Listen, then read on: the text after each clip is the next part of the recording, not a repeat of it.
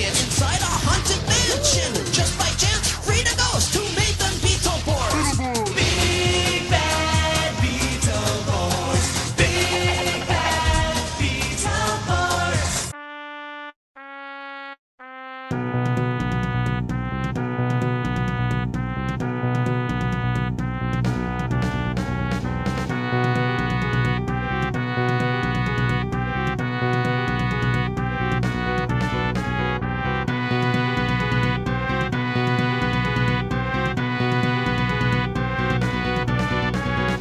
This is episode 4 of We Could Be Wrong, the Big Bad Beetleborgs of podcasts.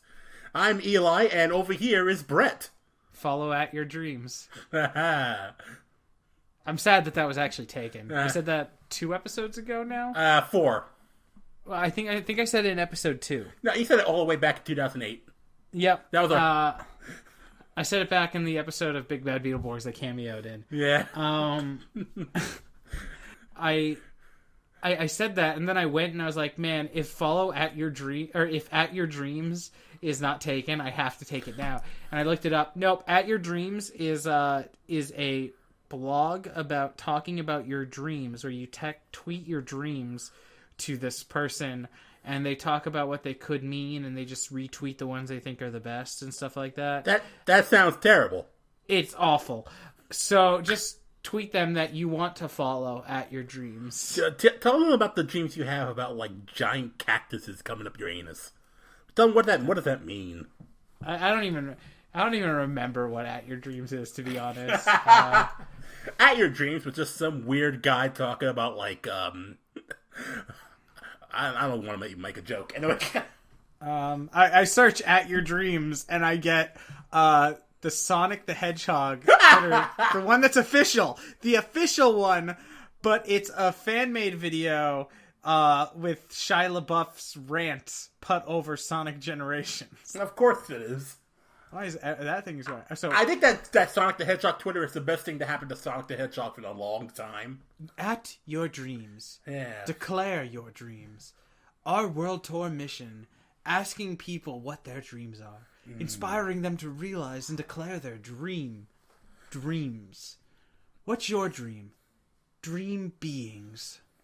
I don't even know that last part. It's just a sentence. It just says dream beings. Dream beings, dream environments, dream the world you never dreamed the world to be in.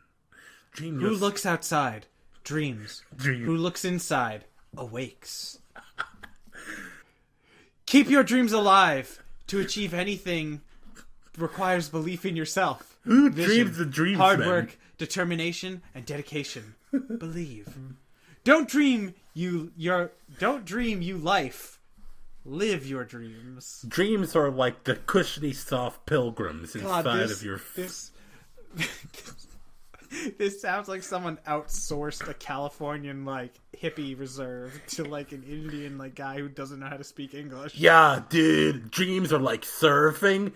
All you gotta do is catch a wave. No matter how unattainable others think it may be. Cowabunga, dude.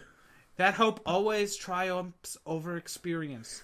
Dreams are like the fortune cookies of the mind. That laughter is the only cure for grief. And I believe that love is stronger than death. That's a little weird. Love and death.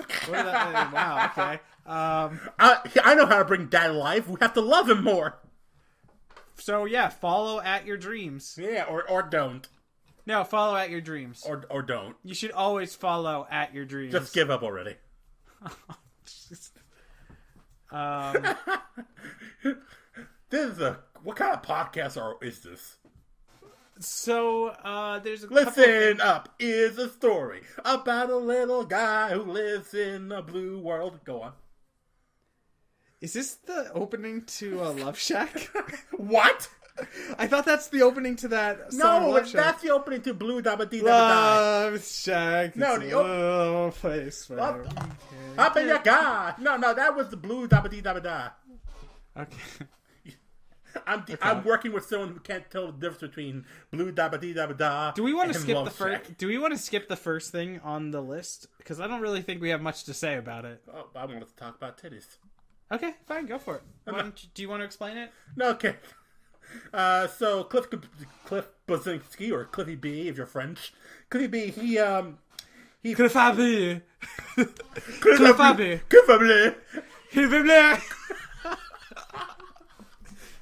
Cliffy. Sur quoi? Oh, les coucou, c'est Cliffy B, c'est sweet. We are... No! Is it like the river of Rios? You go there and you'll see a Cliffy B. We are... The love is stronger than the death. The Cliffy B is stronger than any death. Then the demon spoon. So, Cliffy P put a vine of, like... Cliffy. He put a vine of, like, his new mouse pad. I don't think that was his new mouse. I think he was just at Comic-Con. Oh, okay. Whatever. He saw that at a merch booth. I could be wrong. It's just... It was an Osaka? Is that her name? From Oscar Langley. Is that her last name? Yes. I never knew her last name. Well, from Full Metal Alchemist. No. No. Full Metal Jacket. No. Yes, Full Metal Jacket. The greatest anime. There's got to be a fanfic out there from some beautiful mind that was a Full Metal Alchemist, Full Metal Jacket crossover. Dude, when you say beautiful mind, do you mean the Russell Crowe beautiful mind? Because I agree. Part of me was kind of like, there's just someone out there, like, it all means something. All the numbers mean something. Yeah, you've drawn a bunch of pictures of a little short kid, like, humping boobs. It must mean something. I don't know. I like Full Metal Alchemist. I don't know why I'm saying it's like that. Who doesn't love Full Metal Alchemist? Liars. Although if you like that new version, Brotherhood, you can go straight to hell. They play Brotherhood like most of the time. Leave your hate mail here because I don't get emails about it. Leave your emails at wecoulddbewrong@gmail.youtube.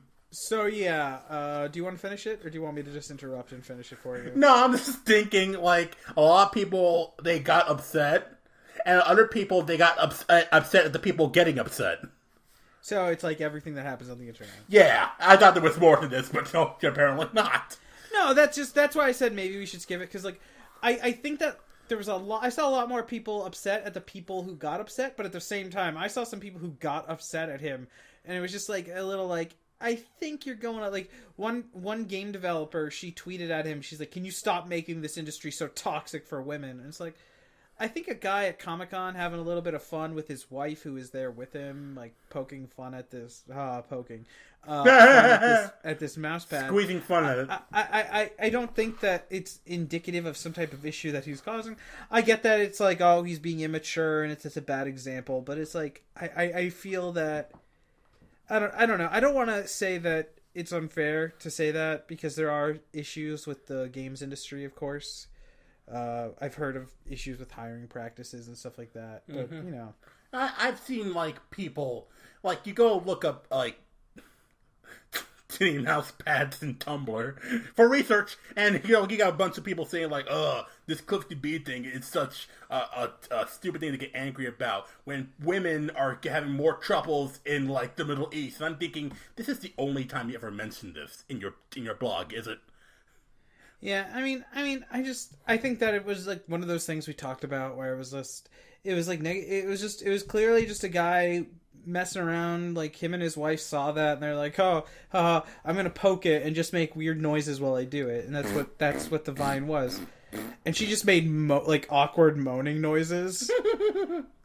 and it was, like, a little, like, funny, immature little, like, gif, but, like, some people, I think, just took it a little bit too seriously, and then like Anita Sarkeesian segue. I saw people like, oh, she got fucking crucified, but it's like just one woman was like, oh, hey, not cool, brah. That's all I saw. But yeah, like Anita Sarkeesian, I'm good at segues. Thanks, Segway Master. Both literally and figuratively. Yeah, she spoiled some shit from Arkham Knight. That's why she's terrible. Destroy her. Coming down on the dragons, telling us about how she's gonna rule Westeros. So, Batman Arkham Knight has a lot of issues. Mm-hmm. You should see a therapist. Nice. Thanks. Nice job making fun of mental health issues. Okay, let's redo this joke again. Sick fuck. Let's redo this joke again. It must be a newspaper. Ah ha ha. Eli made a joke about mental issues. You can't edit it out now. Really? I don't know. I don't care. You were saying? So, I feel that we were talking about this. Is it fair to spoil something because you want to have a critical analysis about it? And I said no. And I want to know what your thoughts are. If there's a disclaimer saying spoilers, because if there's something... Well, that's the thing. Twitter doesn't allow for that. Well, that's the problem with Twitter as a medium. I think I said it before. It's just like... But at the same time, I think it's on people to know that. Like, you shouldn't be saying spoilers for something on Twitter if you know Twitter doesn't allow spoiler tags. Mm-hmm. Even still, like, then... Twitter is not only the sole or the best method in order to get across sort of problematic things happening in a sort of video game or a movie or whatever. I mean, I think she should have linked to like a Tumblr blog just saying like, hey guys, spoilers for Batman. But like, no, she outright just like put down spoilers. Yeah, I think that's I think that is like, yeah, I agree with you there. And I'm not going to say what the spoilers are, and I asked that no one in the comments. Batman with Superman all along. Batman with Superman all along. Batman v Superman is just a story about a guy who has trouble identifying as either Batman or Superman. It's the Fight Club of superhero movies. There you go. Nice. But I do want to talk, though, about... So that's not cool, but I will say Arkham Knight does have some sexist issues. Women in the game only exist to be damsels. Okay, I'm gonna put down... I think we need to put down a spoiler warning. Minor spoilers, nothing major. If you want to skip spoilers, you can skip to 24 minutes and 47 seconds. Bret does not shut the fuck up about Batman. I think I've burned myself out on how much I want to yell about Arkham Knight, but it's like, one thing that did suck, and it's so noticeable, is women only really seem to exist in the Arkham franchise to either be damsels in distress, or, I don't want to say what the other thing, but it's like they don't... Damsel with the breast. They don't serve a purpose other than being inspiration. Like, I mean, Catwoman is damseled for most of the game. Like, you have to go rescue her, and it's not until the later half of the game where you rescue her. Wait, and then after that, Catwoman. Isn't she like the cool one with all the acrobats and like? Yep. She can like escape by herself. Why should she need Batman? Yep. And it's not until like 60% through the game that she's freed, and after that she doesn't do anything. She doesn't come help Batman with the rest of his adventure or anything. She's just like, hey, bye, and she just leaves. And then she pops up a little bit later for like half a second, but that's it. Like, wasn't she like one of the best things that ever happened in those Nolan movies? Oh, she was probably arguably one of the best parts of The Dark Knight Rises. I think she's probably the only real good part, like the only great decision that was made on that movie. What? I take offense to that. I happen to be a big fan of Batman. I seriously, I was in the theater with Christina when we saw that, and he's like, maybe he's wondering why you'd shoot him in the head before throwing him out the window. And I just turned to Christina, I'm like, is this what his voice is going to be for the rest of the movie? To the window, to the wall, to the sweat drop off my balls. To the sweat drops off my balls. Ski, Batman. You came to the club, but I was born in it. We do not give a fuck if it is your birthday. We have fun. And that's not to say that Batman's only problem is that it's sexist, because it's also boring, stupid, repetitive. The Arkham Knight reveal is the dumbest thing I've ever seen. Like, turns out it was the Arkham Day. If you want a good review for Arkham Knight, go read fucking Jim Sterling's review. It's perfect. By the time Arkham Knight is revealed, you've known who it is for at least 70% of the game. Yet he's not revealed until like 10 minutes before the game ends. It's infuriating. It's because I was sitting there, anyone with a basic knowledge of Batman is going to know instantly who the Arkham Knight is. But the game tries to make you think. And so then, like, it got to this weird delusional point where I was just like, maybe it isn't the most obvious idea. It's pretty like, hey, who do you think is the most obvious idea of who the Arkham Knight is? If you think it is, then you're right. And I was like, this has to be a fuck with you. Like, they're fucking with you. They're no honest. It's not gonna be that guy. It's gonna be someone else. Oh, I see what you're doing. And I was like, maybe it's gonna be this character from Arkham City come back, and like, holy shit, how are they back? What did they do? Oh my god, this is fucking with me in so many different ways. Nope, it's just a really obvious answer. It was me. Also, Rocksteady is full of shit, because they've been saying for a while, like, Arkham Knight is a completely new character that we've added to the Batman universe. And it's like, that's in the most, like, air quotesy way of saying that. Oh my god. Once the character takes off their mask, it's like, no, that's not a new character. That's a very old character. Oh, Rocksteady. This is why I like Bebop more. Ha ha ha. I'm gonna replace that laughter with, like, audience applauding. You know, most of those people are dead. Yep. Like, that was all recorded in, like, the 1920s. No, I'm serious. Laugh tracks were recorded by, like, movie studios that were just coming to terms in, like, the 1920s, 1930s. And so... I'll be making zombies laugh. Now the laugh tracks that we hear are usually people who are dead. Even the ones from Kenan and Kel? Even the ones from Kenan and Kel. Ah! Here it goes! Wow, I did a good Kenan. I could be a black man. That was Kel doing that. Oh, here it goes. Kenan was, why? This is the only podcast where we can get from Batman to Kenan and Kel. Tell your friends. I like how if you read through our show notes that we write to each other, you can see like my descent into madness, where I just go, Sarkeesian spoils Arkham Knight. Not cool that Sarkeesian spoiled stuff, but man, is Arkham Knight kind of sexist. The game's okay, but like the story is bad. No, seriously, who the fuck wrote this story? Hey, let's play a game. Guess who the Arkham Knight is? Have a brain in your head and a mild understanding of Batman lore? Well, then you probably guessed the Arkham Knight right. Like, why is his name even the Arkham Knight? Well, I guess it's for series connections and marketability, but fuck, man, it's bad story-wise. Like, that's the thing. There's no reason why this character should be called Arkham Knight. This is all no reason why he should be called that. This is all in the notes. Other than the fact that it connects it to Arkham Asylum, Arkham City, Arkham Origins. It connects them through a titular purpose. You said tit. Ha ha ha ha ha. I honestly, I hate it. And here's the other thing. I want us to talk about closure when it comes to series, because supposedly Arkham Knight is the closing act of the 3-act Asylum, City, and then Night. Mm-hmm. I thought... Oh, never mind. Origins doesn't technically count because it wasn't made by Rocksteady. Mm-hmm.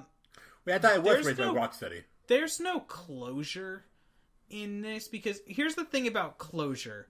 You don't get to claim that your game has closure when you're vague about the ending. I mean, I don't want to say what happens, but it's very vague, and it's like, what happened? Oh, is Batman gonna come back? Is Batman... Who's that guy who looks like Batman? Did Batman choose the lady or the tiger?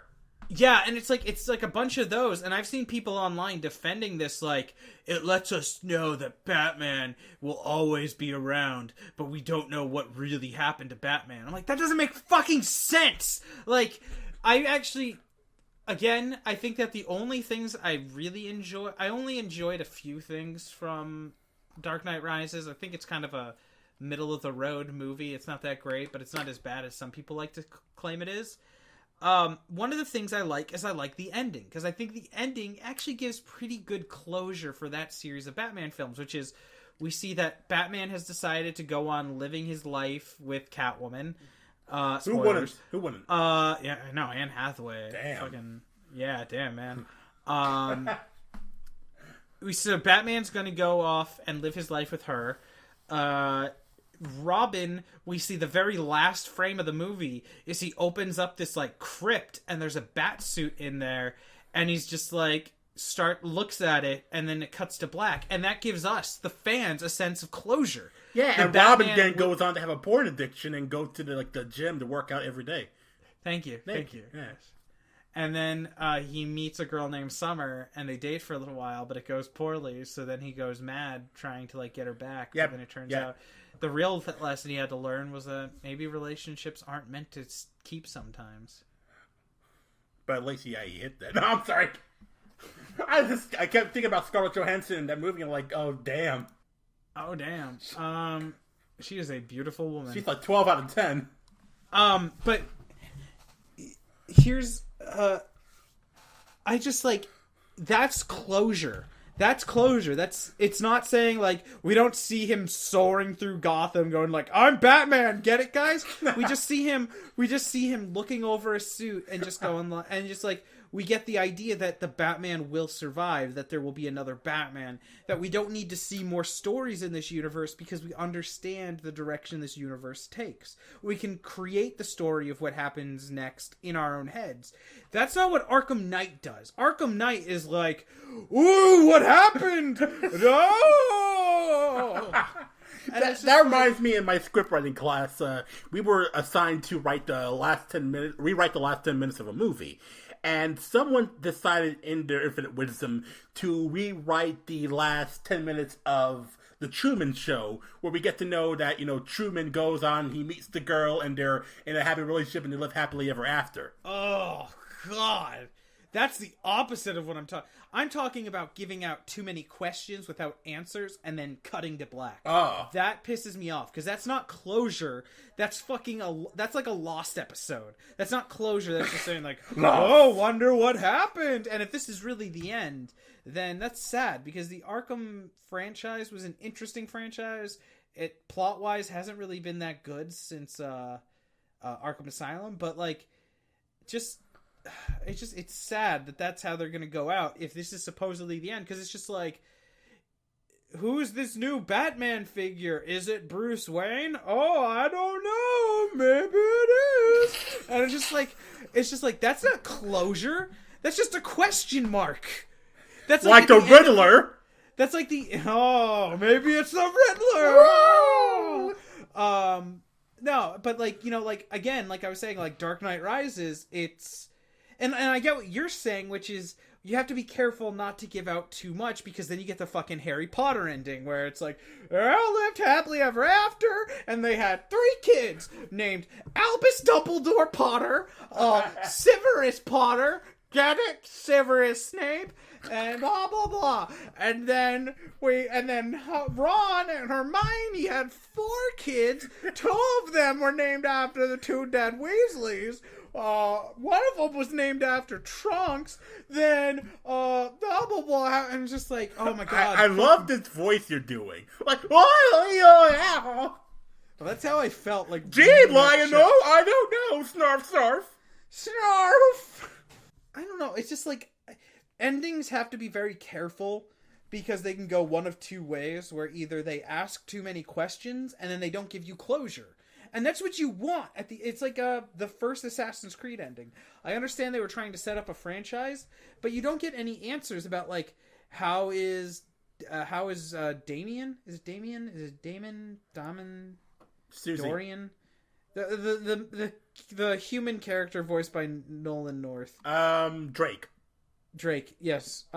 Does he get out of this this Templar place where they're holding him? Does he escape? Is he trapped? What's gonna happen to him? I don't know. And then like there's other things like, it's just like you have to be careful because those kind of endings draw too many questions, and as an audience, we don't want to have to ask ourselves too many questions when there's no... You can do, like, maybe a Sizzler thing where it's like, oh, who was that? But it's like, if this was supposedly the ending of the Arkham franchise, it was a shitty ending. It was like, if Batman... The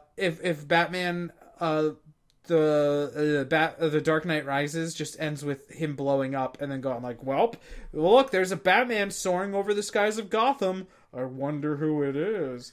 It's like, that's a shitty ending. Because we don't get closure on the character of Bruce Wayne. So you're saying is that this is all Anita Sarkeesian's fault? What I'm saying is that feminism is trying to destroy video games. Of course. Of course. And then one thing I kind of wanted to bring up, but I don't know if I want to talk about this too much.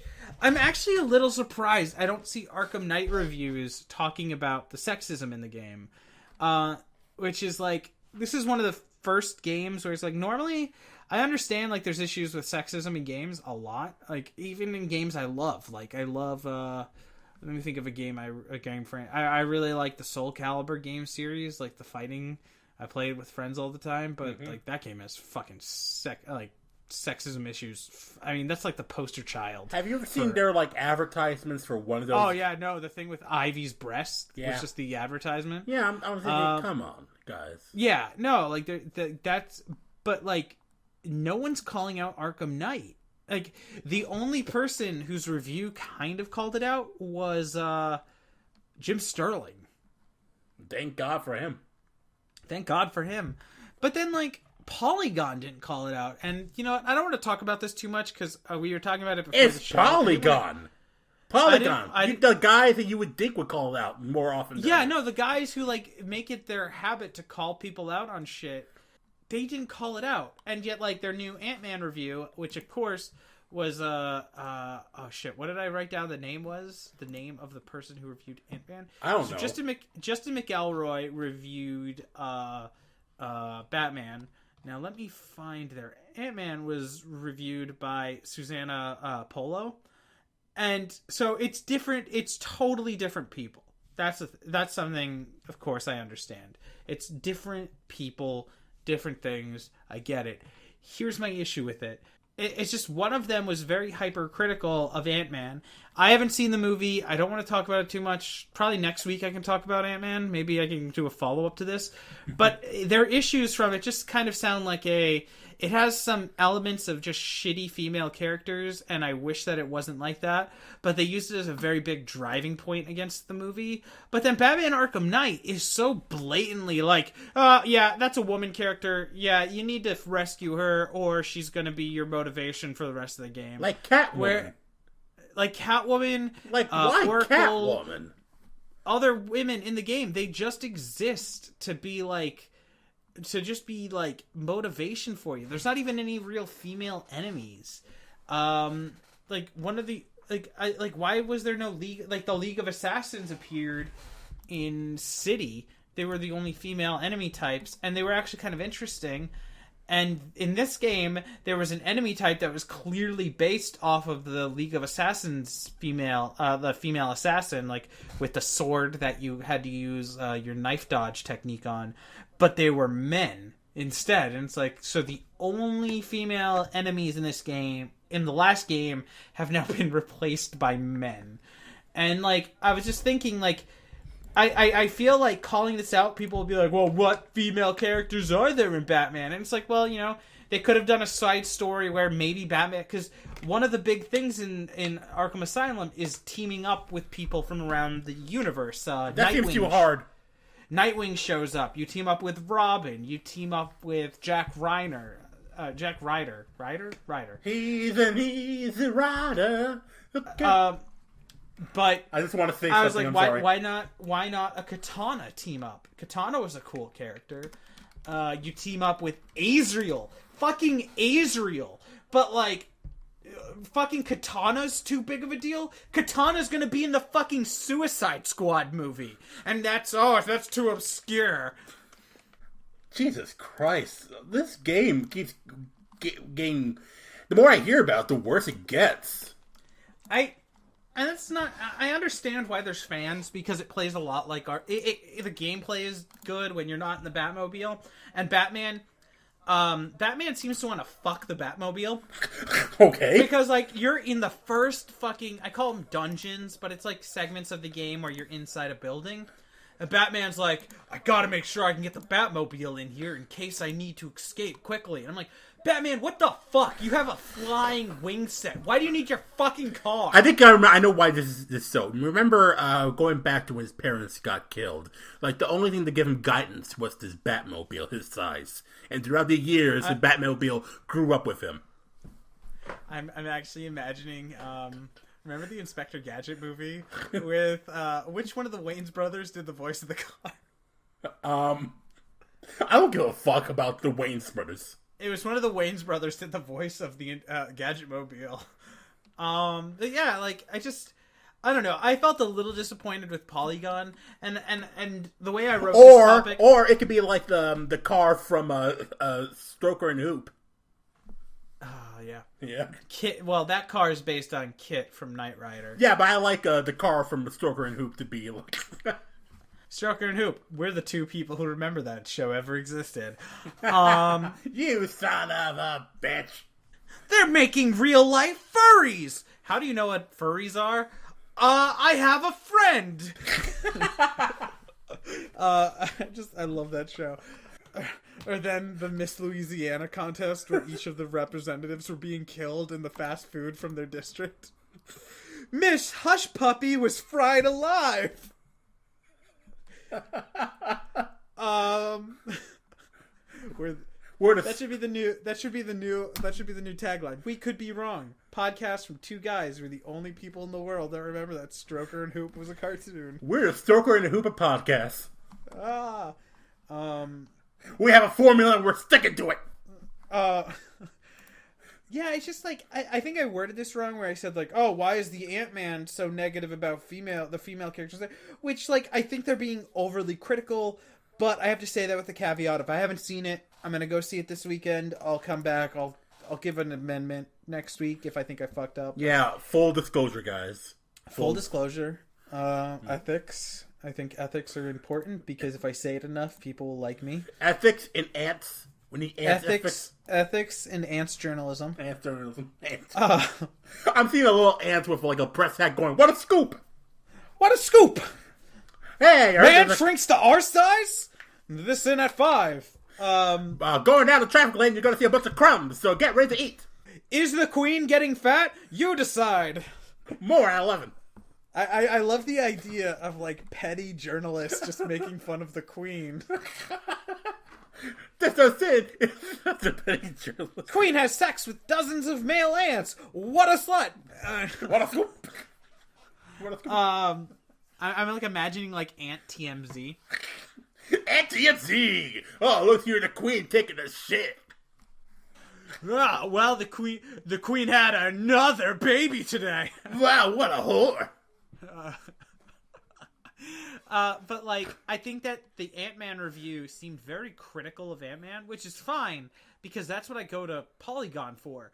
But then I literally read through the Batman Arkham Knight review today twice, and never a mention of it. And it's like, really, like nothing.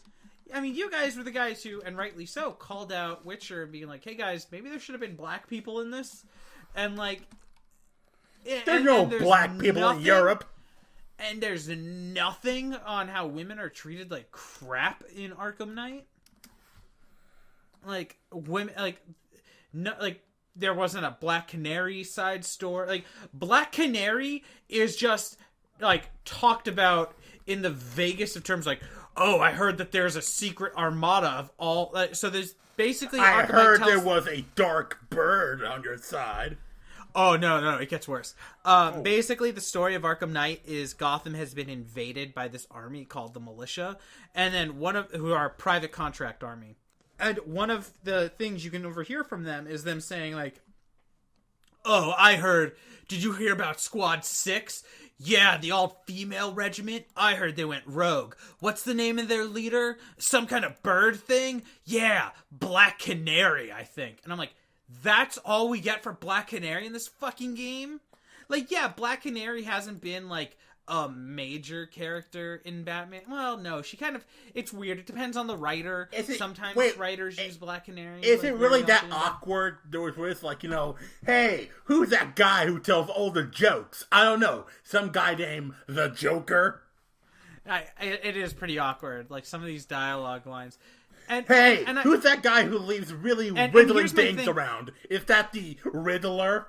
Here's my thing. Like, one thing I thought was interesting was they made what felt like a conscious effort to stop the whole, like, oh, I saw Harley today. Yeah, what a bitch. And, like, because that was all Arkham City did. You heard that every 10 seconds on your radio. Oh, I saw Poison Ivy. Bitch is fucking crazy. Oh, I saw Catwoman. Bitch is fucking catty. Oh, I saw... and it's like... Oh, I saw Bitch Woman. She's not really nice. I saw Bitch Woman. She's okay, actually. I think she's really enjoyable. Yeah, she invited me over for Thanksgiving. We actually had a really nice talk. Oh. I think people really misunderstand Bitch Woman. You should understand, that's just a name. Like, that's just part of her character. She's really nice. Like, one time, like, I had to go to my father's funeral, and she left, like, this bouquet of flowers. She came over to, like, and, like, I don't even remember telling anyone about this, because it was, like, me and my father have been so distant in the past, and, like, just to see her, just find out about it, I'm like, oh my god, you know, I didn't really ask for this. I had to stay late at the office, and I was freaking out. And Bitch Woman picked up my kids. Like, how thoughtful. What a bitch. Woman. Woman. Bitch woman. She shared, like half her, like, piece of Lunchable with me. I love Lunchables. Like, it came with 3 Thin Mint cookies, and she saw I didn't have lunch that day. She gave me 2 of the Thin Mints. Oh my god, it's like, I feel embarrassed getting, like, the Lunchables, like, the supermarkets. They're like, ooh, who's this full-grown guy paying for, like, Lunchables? And I'm like, I don't want to do this on my conscience, but she doesn't care. I can't do this bit anymore. I win! Tune in next time for the continuous adventures of Bitch Woman! Bitch woman! But, like, they cut down on that, and what we got instead was just, instead of having all our characters say terrible things about the female characters, let's just not have female characters. How can we have a female character and not call her a derogatory term? Just make it so she doesn't exist. Yeah. And it's just like, there's not, and I'm sure an audience in 2015 will totally accept that. Wink! And one of the things, well, the game is actually getting very high praise, but I think it's very undeserved. Oh, okay. Thanks. The thing is, a lot of the game, like, I say, like, oh, why didn't they use Katana? Why didn't they use Black Canary? Why didn't they use Batwoman? Or the Batgirl who's mute, and, like, or what about Batgirl who then turned into, I forget what her name, Firebird, I think is what she turned into. Like, why don't any of those female characters show up? And I don't think that that's just a problem with female characters. It would have been awesome if we could have gotten Black Canary missions, Katana missions, Batwoman. The only Batwoman reference in this, and Batwoman and Batgirl are different characters. The only Batwoman reference we get in this entire game. So Batwoman, for those of you who don't know, she was originally created so that Batman could have a spouse, so that people would think that him and Robin weren't gay for each other. No lie, that's what happens. The ambiguously, yeah, you know. No, the original Batwoman and Batgirl were created so that Batman could be like, I'm not gay, I have Batwoman to put my penis inside. And then Robin's like, and I have Batgirl. And, like, and that's really how they were created. Is there a Bat lady, Bret? She's not a woman, she's a lady. She's a lady! Whoa, whoa, whoa, she's a lady! So Batwoman, but then, like, DC was like, hey, maybe we should do something more than this, like, character we created just so Batman could have a case of the not gays. And so, like, oh, why don't we make it so that they revamped her and she came back and she's just this kick-ass character, and, like, oh, turns out she's also a lesbian. And the only mention you get of her is that she calls Bruce and she's like, hey, Bruce, are you going to come to my wedding, to my, like, when I'm getting married to my wife? Because I'm gay. I hope to see you there. I'm worried about you, Bruce. Bye. Is writing that awkward? No, it's just like, oh, when are you coming to me and Marissa's wedding? And it's like, Marissa? That's a lady's name. That's a lady. You also sound like a lady. Are you a lesbian? That's a lady. Whoa, whoa, whoa, that's a lady. We have fun. We have fun here. But yeah, like I feel that like I don't even think Katana got a reference. Like, hey, you know that woman who has a name like a sword? You mean like a sword lady? No, Katana. You know that woman? To be honest, if it was in Arkham Knight, here's what the shot would have been. Yeah, there was some crazy chick running around town killing people. What was her name? I don't know, but she just carried a katana. And but like, you know, it would have been cool, like, because we had an entire mission structure with taking down the Penguin, where Robin was like, or not Robin, Dick Grayson's Nightwing was with you at all times. Mm-hmm. And like that was really cool, like a really cool way of like introducing this character and including him. Catwoman kind of teams up with you, but not really, because like she's a lady. She's a lady. Whoa, whoa, whoa! We're turning into Carlton. That's what's happening. What? Wait, why is Bill Cosby? Did you add that? I didn't even notice. I was putting it there just to see if you can notice it. The Catwoman in the bachelor pudding. Yeah, well, the Riddler and Catwoman, or the Riddler and Bob Cosby, Bill Cosby have a very similar thing where they both kidnap women. Oh. Zip tap to the butt tap. So Rudy and the pudding. But yeah, I think there's a lot of issues with Arkham Knight. I honestly think that this was like the first Arkham game where it's like, I liked Arkham City, but I had a lot of issues with the story, especially how it concluded. This is the first Arkham game where I'm legitimately like, fuck this game. Just, there's like fucking 243 Riddler trophies. They were all fucking annoying.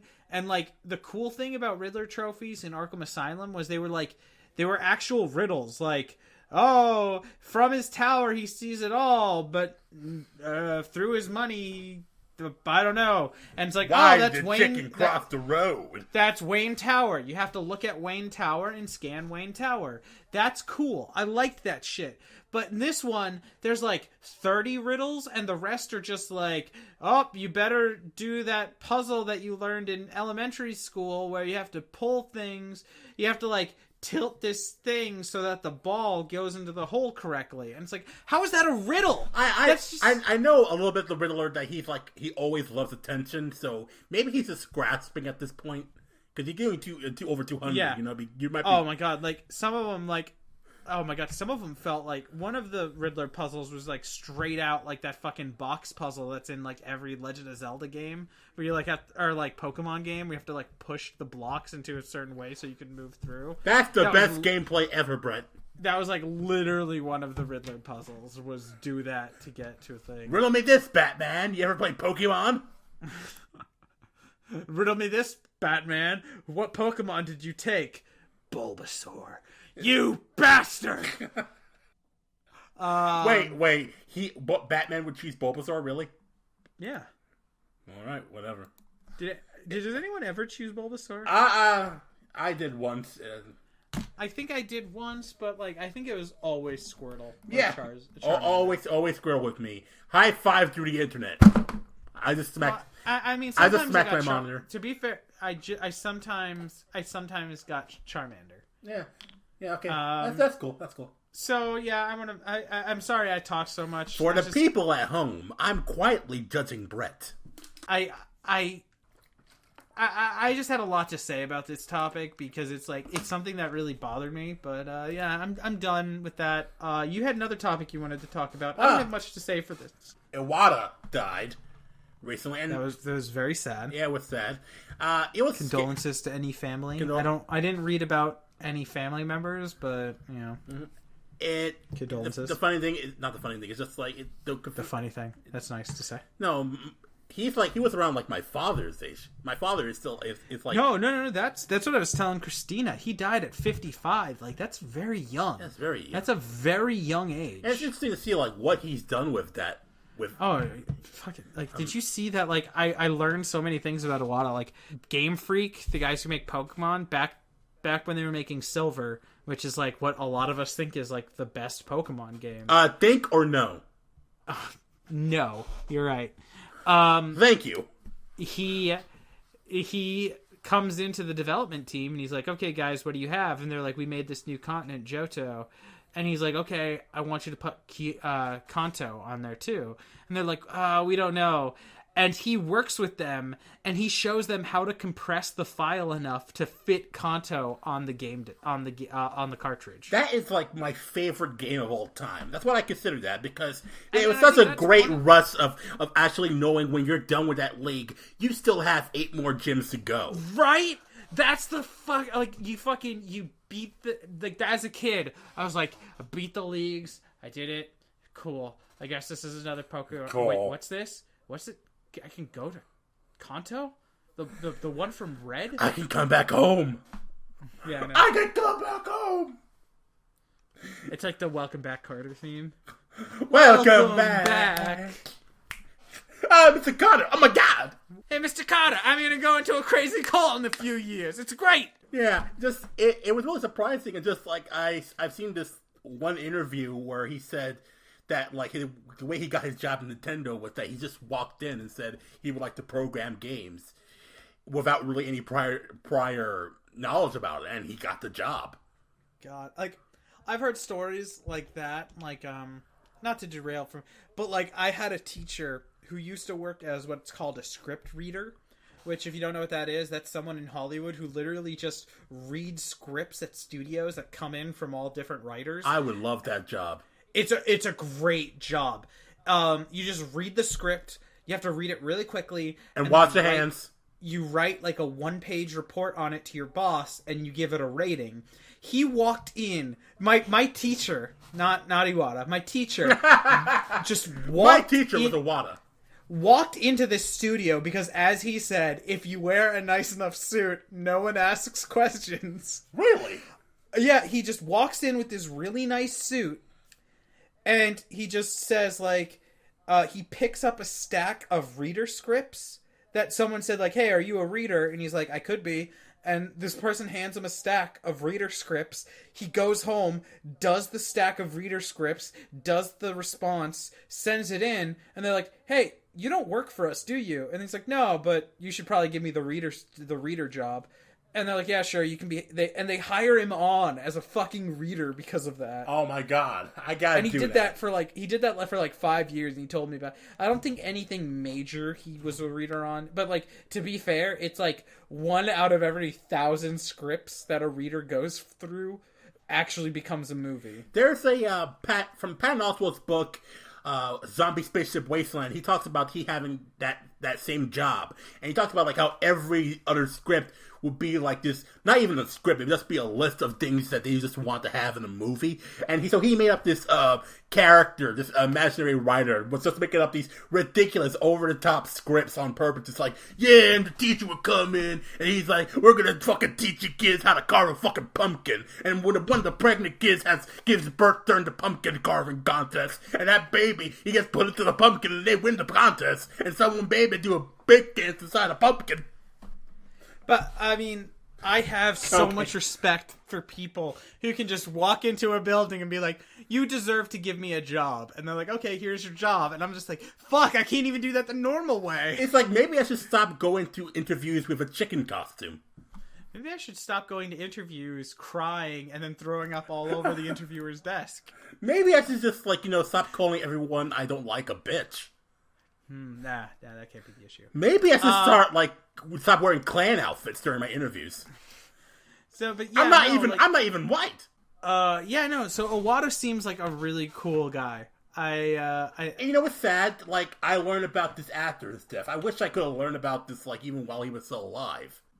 Yeah, no, I think it's like this thing that happened with Christopher Lee's death, where it was like I read I read this thing just one morning. I woke up and someone's like, "Man, Christopher Lee is such a cool guy. He opened up a metal band when he was 91. He did this, he did that, and he did that." I'm like, "Wow, Christopher Lee is such a cool guy. I hope I get to meet him someday and just tell him how cool I think he is." And then I read one tweet up and it's like, "And I guess I'll never get to meet Christopher Lee. Rest in peace." I'm like, shit, damn it, man. It's like, what if it turns out that the lead singer of Nickelback was the coolest man in the world? And we didn't know that until he died. Yeah, that sucks. That sucks that we live in a society where it's like once you die, you're the coolest fucking dude. Hey, you heard that Chad Kroger guy? Oh, I hate that guy. No, he actually, cured cancer. It's like, he did? Yeah, Chad Kroger.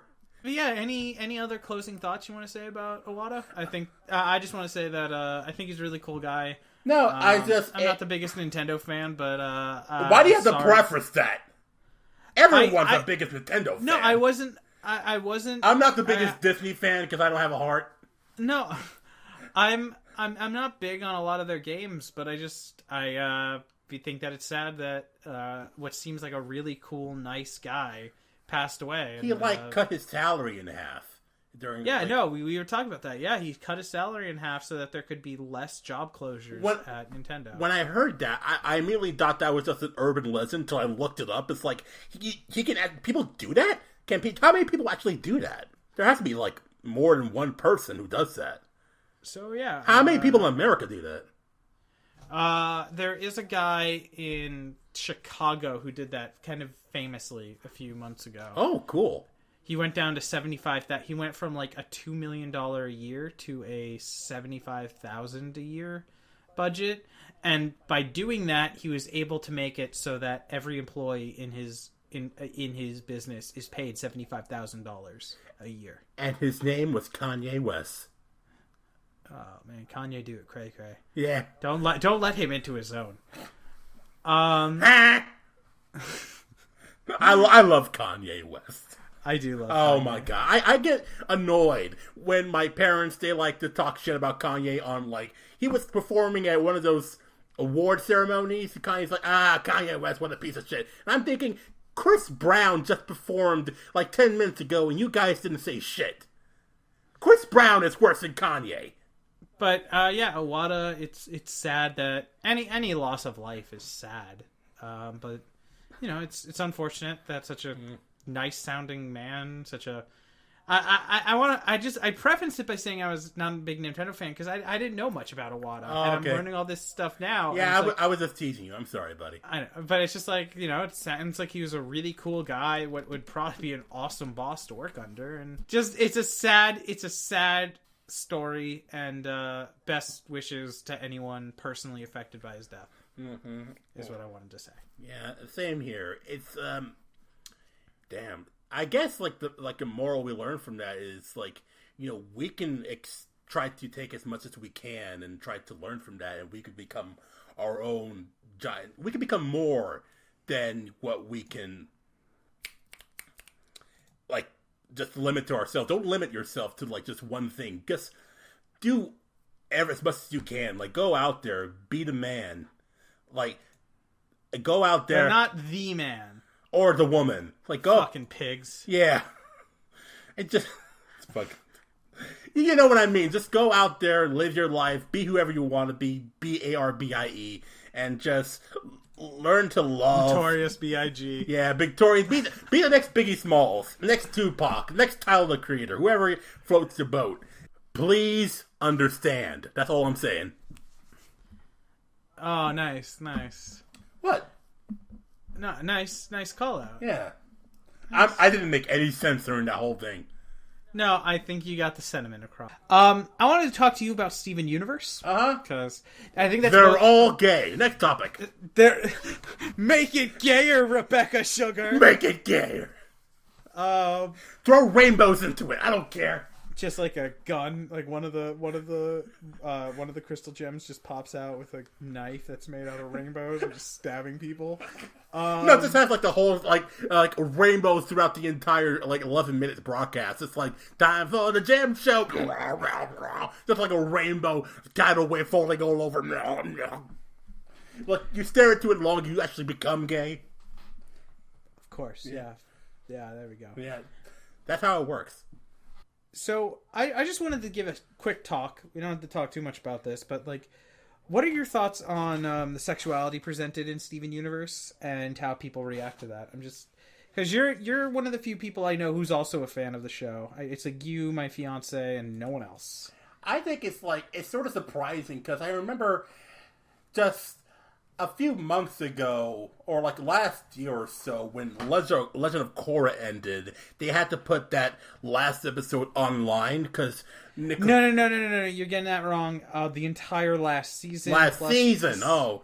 Sorry. Plus, the season before had to halfway go through, and that's not because of that. From what I've heard Brian, whatever his name is, speak at Altano. RISD. Yeah, Altano. I heard him speak at RISD a few times, and from what he made it sound like, the issue is that I think it was violence was the issue. I don't think it was sexuality. But yes, they did end it with a bisexual and like a bisexual pairing. And just a holding hands. It's like I was about to say, I thought it was just like the No, it wasn't just the final episode. No, and now I'm looking at this, I'm thinking, wow, we've come so far. And like this is something like we shouldn't be afraid. We shouldn't to talk about or even portray in like supposedly children's television. And that article you sent me about like sexuality within Steven Universe. And there's also like a very big question of consent. Yeah. Is a very big thing. Yeah, it's like Keeping It Together was an episode they did recently, which was like about finding out that the homeworld, which is like something that's been kind of a plot point as of late, homeworld has been forcing people to fuse, like physically forcing two creatures to fuse into one creature, and that's clearly like a metaphor for like forced. I don't. So like here's forced the debate. Forced marriage or forced like trying to get people not together that don't want to be together. They're forcing them to be together regardless of their. Here is where I have to ask you, because I've asked some Steven Universe fans and I get different responses. Sometimes very militant, very no, fuck you, you're wrong, I'm right. But what do you think fusion is supposed to represent? Because to me, I feel that fusion represents relationships, but it also very much so represents sex.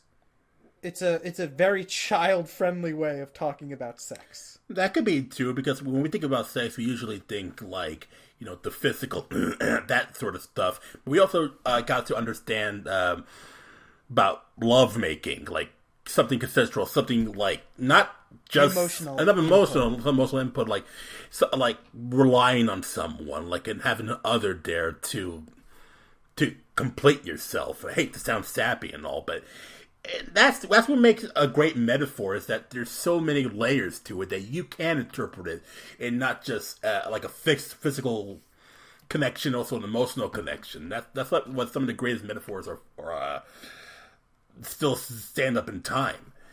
I don't know really how much to add to that. I think it's absolutely great. I think it's absolutely great that these writers are able to portray this like subtly and not just bashing over the head, because that's a sign of a good writer, especially for a demographic that is considered to be like for kids. Yeah, and I don't know. This is the thing. Christina and me had a very big discussion about how she doesn't feel that it's sexual in nature. She feels that it's just relationships, and that she doesn't think that it means sexual relationships. It just means relationships in general. I said I felt that it feels like it very much is represent, and that is the thing about art, which is really cool. Is two totally vastly different stances. I wouldn't say they're vastly different. I would say they're a lot more connected than you would think they are. It could mean both, and it's understandable why. I'm adding you to the Christmas list of the Actually T-shirt I'm buying everyone. Okay. So. I get presents. Actually, I wouldn't use the word vastly. You get what I'm fucking saying. No. I'm not saying it's completely different. I think it's more alike than it is. Well, I'm not trying to get at you for like adverbs, dude. Fusion doesn't represent sex. What Christina was saying is it doesn't represent sex. It represents relationships. I said it represents sex.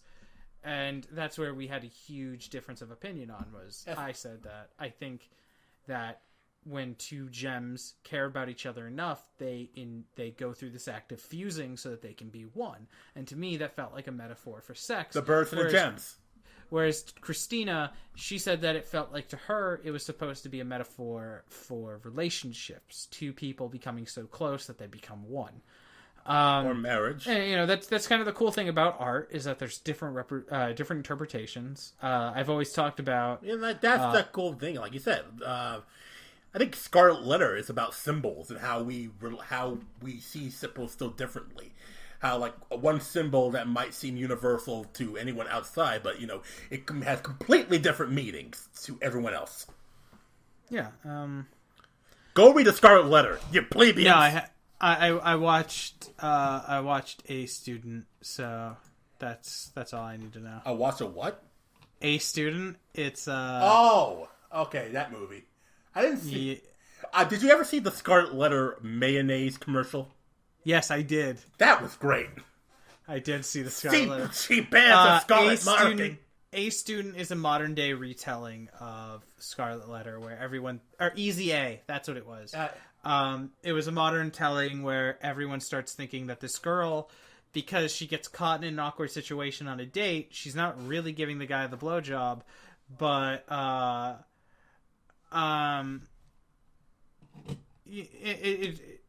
but everyone thinks she does, so everyone starts thinking, oh, this girl is an easy lay. So she just tries to own it by sewing the giant scarlet A on her on her skirt. So she kind of tries to embrace it, and it's just the issues of how women are treated sexually in America, and how, like, oh, some guy said he got a blowjob from you, so now everyone thinks that you're an easy lay. It's an interesting movie. It's clearly a retelling or a retelling of the Scarlet Letter in a modern day setting. Mm-hmm. Whereas, all right, is she okay? I might have to watch that one of these days. I haven't watched it in years, but I don't remember hating it. Okay, if that helps. All right. I didn't vomit violently after watching it, so maybe you should give it a shot. Maybe. I mean, it's not I didn't cry too much.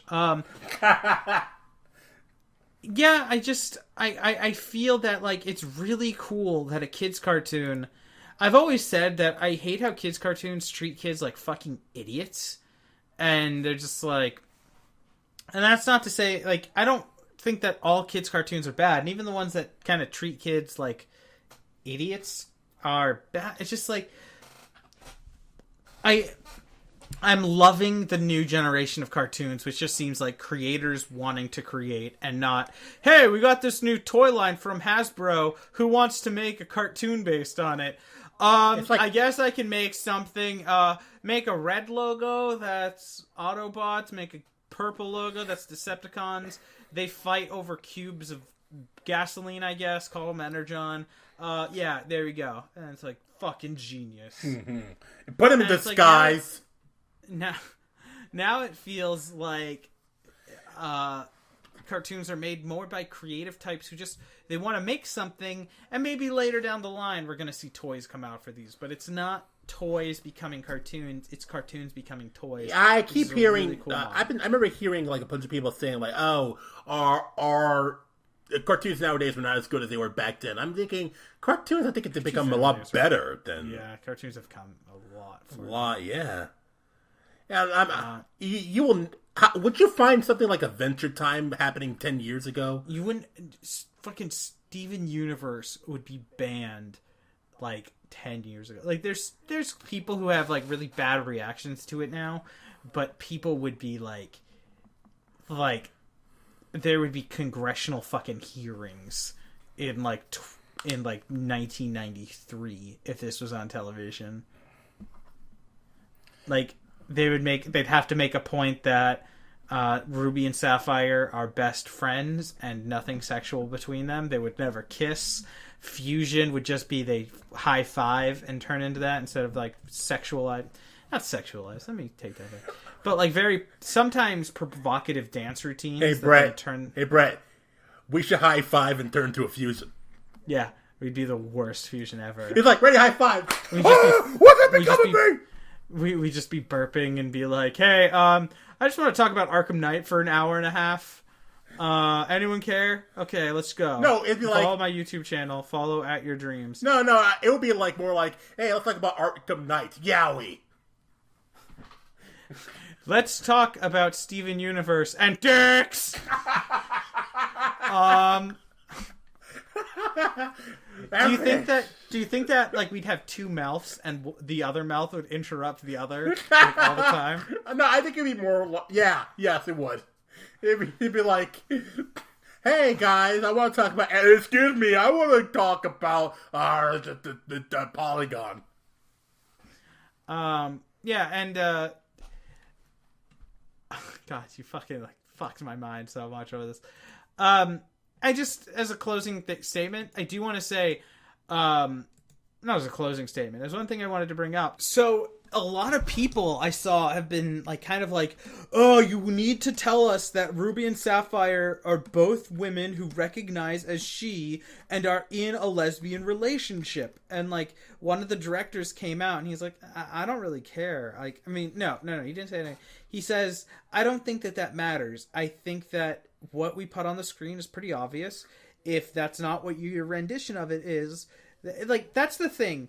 A lot of people are like, no, because there's people on Tumblr who call them gal pals and say that they're not sexually attracted to each other, and that ruins what I think that they are. Do you really need a cartoon to tell you who is sexually attracted to who? You can do that on your own. It's the internet. Well, no. And it's just like the issue with the whole gal pals argument, or the people getting mad at the gal pals thing, is it's like, what's it matter? So, like, I always talk about this thing that Max Landis wrote, one of my favorite writers. Max Landis just writes, like, he wrote Chronicle, the movie that is a very good movie. Is that Riddick? No. Oh, never mind. Chronicle, it's the one about teenagers. It's one of, I think it's Michael B. Jordan's first movie. I might have to watch that one of these days. Okay, I thought you were gonna make the basketball player. I was like, no, Michael B. Jordan, like the actor from. I'm sorry, Bret. Do I sound like a basketball fan to you? Unless I sound like someone who's made his father proud. No, the only basketball I care about is Kuroko no Basket. Oh my god. But yeah, let's talk about basketball. And it was one of Michael B. Jordan's first major roles, if not his first major role. Mm-hmm. And Michael B. Jordan's character is hit by lightning at one point. Oh, I get it. Michael B. Jordan, like Michael Jordan. Okay, go on. Michael B. Jordan's character is hit by lightning at one point. What do you know? Be the board. They're both they all have superpowers, and so at one point, two of them are flying around in a storm cloud, and they're arguing with each other. And Michael B. Jordan's character is hit by lightning and falls out of the sky and dies. And some people told Max Landis, they're like, "Oh man, it was really weird that character Andrew shot lightning at Michael B. Jordan's character." And Max Landis was like, "No, he didn't shoot lightning at him. Lightning hit him." But then Max Landis was like, "Oh, it doesn't matter what I said because your interpretation was yours, and I have no right to change that." Exactly. Listen, that's like what he said was like the way I wrote it, the way that I made it.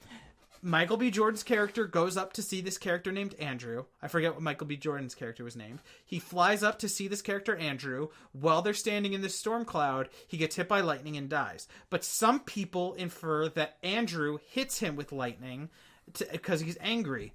That's Death of the Author by Roland Barthes. basically the work is escaped from the author and it's up for the public to interpret it.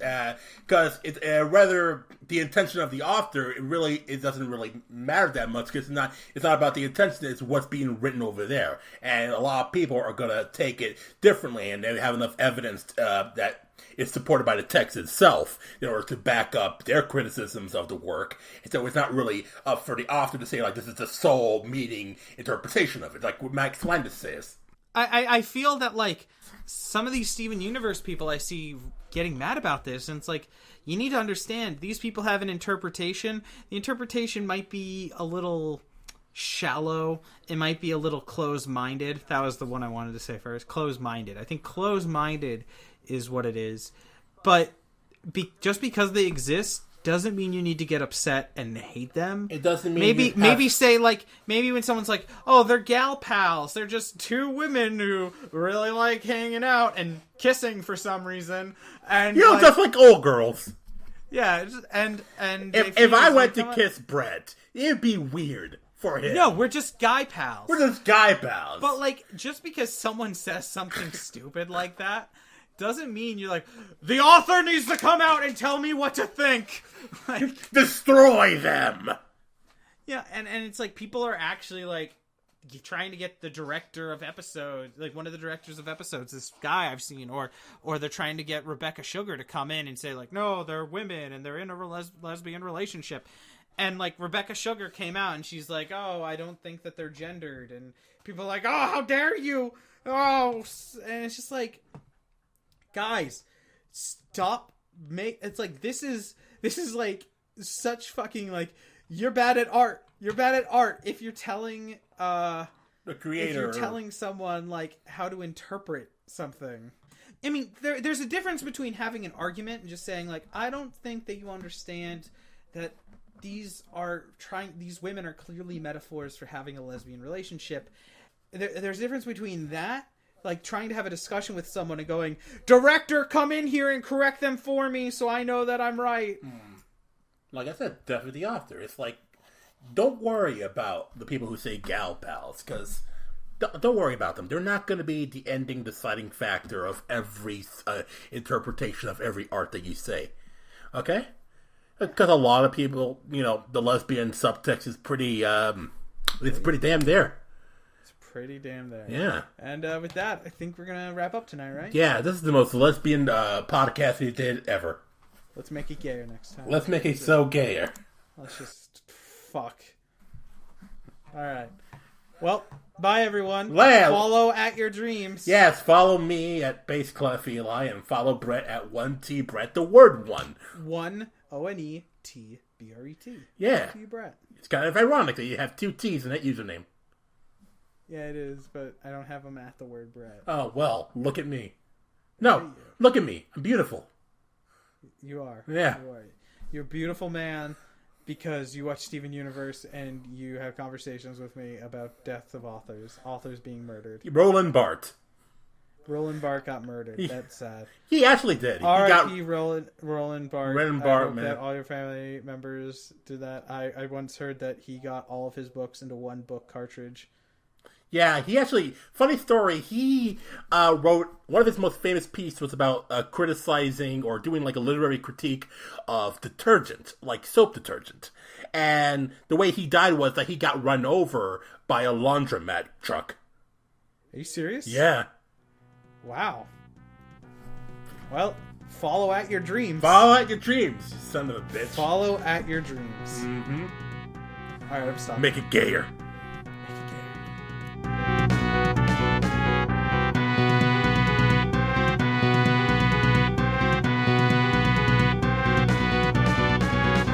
Okay, I pressed record too. Okay, we're gonna count this down like no one's business. Okay. 3, 2, 1. 3, 2, 1. Singular sensation. Every little step she takes. Can you introduce me because thrilling combination. Every move that she makes. You were saying?